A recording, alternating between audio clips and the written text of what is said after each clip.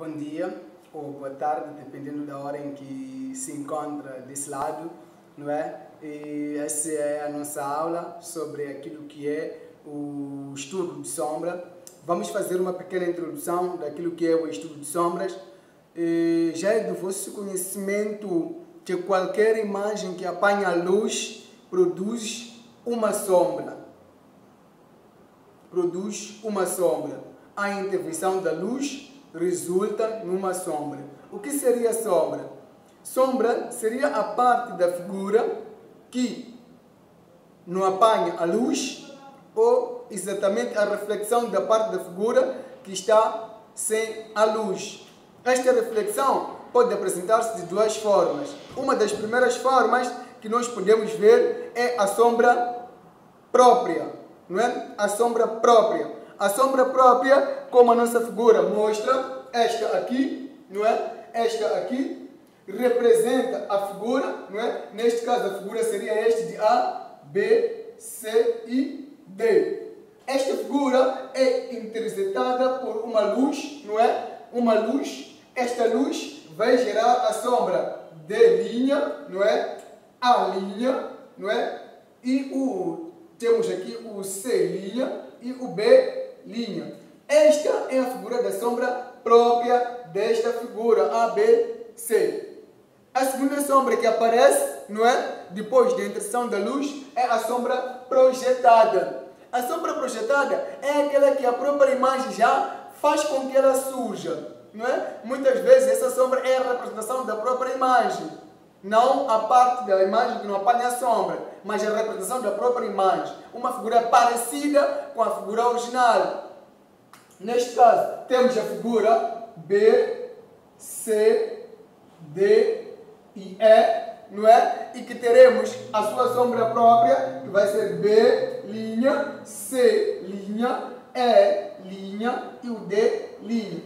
Olhando para essas duas figuras, vamos ver que, numa das situações, a distância do C' e do C e C' é diferente da distância do B e o B'. Isto acontece quando a sombra é própria. Agora, na sombra projetada, a distância de B e o B' é igual à distância de C e o C'. Porque esta sombra foi projetada para um ponto. O critério de projeção é o mesmo, comparativamente à situação que temos a sombra própria. Juntando estas duas sombras, a parte da figura que não apanha luz e a figura que aparece pela incidência da luz solar, temos a sombra espacial. A sombra espacial vai agregar estas nossas duas sombras. O que seria, neste caso, incluir toda esta parte aqui, não é? Esta parte aqui. Aquela parte que é visível na figura e assim como a parte que apanha a luz solar. Então temos aqui a sombra própria e a sombra espacial e a sombra projetada. Continuando, como estamos a falar de sombra, é necessário entender que uma sombra é constituída de um conjunto de elementos. Os elementos de uma sombra, não é? De uma sombra seriam, primeiro, o foco luminoso, não é? Vamos imaginar que aqui temos o nosso irmão Sol, não é? Que é aquilo que vai emitir a luz. Temos o Sol, não é? Posterior a isso, temos um objeto B, não é? Depois do objeto B, temos um plano de projeção, não é? Um plano de projeção. Depois do plano de projeção, o plano de projeção é o espaço onde nós vamos projetar a figura que vai apanhar a luz, não é? A luz solar vai iluminar, não é? Vai iluminar o ponto B,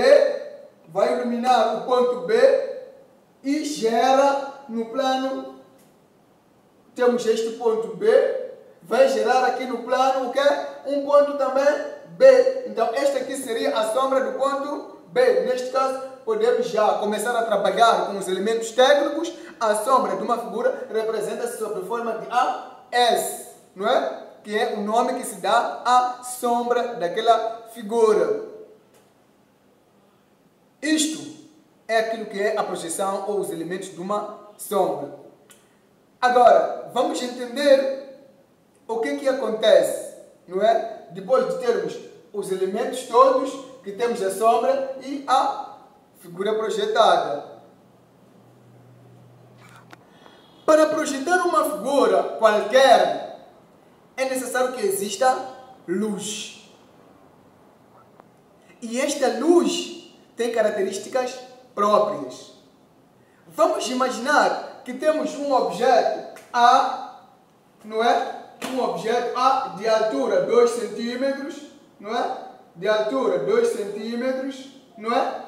E este objeto é para ser projetado ou está sobre um plano qualquer. Vamos fazer aqui um plano qualquer. E haja incidência da luz solar de forma horizontal, não é? Haja uma incidência de 180 graus em relação ao plano. O que vai acontecer? O que vai acontecer é que esta figura vai gerar uma sombra que vai ocupar um espaço muito mais longo comparativamente àquilo que é previsto. Nós poderemos não ter uma sombra que corresponde à imagem desta figura. E imaginem que, porque aqui ao projetarmos a sombra, teremos que puxar esta linha, não é? Gerar aqui uma linha para o outro lado que vai nos fazer perceber que a figura vai até mais adiante.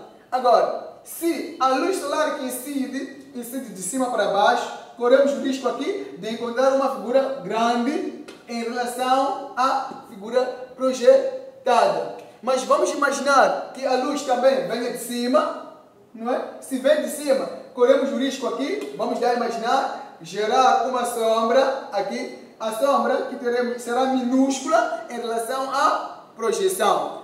Para que a figura tenha o tamanho real, existe aquilo que chamamos de direção luminosa, não é? Aquilo que chamamos de direção luminosa convencional. Direção luminosa convencional. A direção luminosa convencional tem um ângulo de 45 graus, ou tem um ângulo de 45 graus, não é? É com recurso ao transferidor que nós vamos gerar um ângulo de 45 graus, não é? Deve ter um ângulo de 45 graus. Com recurso ao transferidor, nós vamos gerar um ângulo de 45 graus. Se a projeção do ponto é de lateral a lateral, temos que ter um ângulo de 45 graus, não é? Que, em consequência, porque o ângulo é de 45 graus, vai gerar esta imagem tem 2 centímetros. O que vai acontecer com a sombra também será de tamanho igual. Daí que a direção luminosa convencional é de 45 graus. Esta é a parte da aula hoje que deviam perceber, não é? Resumindo, falamos do que é sombra, sombra espacial, sombra projetada, elementos de sombra, que é o foco luminoso, o raio luminoso, o objeto e o plano de projeção, incluindo a sombra do objeto. Temos a direção luminosa convencional, que é um ângulo de 45 graus em relação ao objeto, que faz com que a sombra seja igual à figura desejada. Aula 2, muito obrigado pela vossa presença. Acredito que qualquer dúvida podem expor, eu vou comentar, vou responder e acredito que isso vai ser muito bom para vós. Protegei-vos do coronavírus.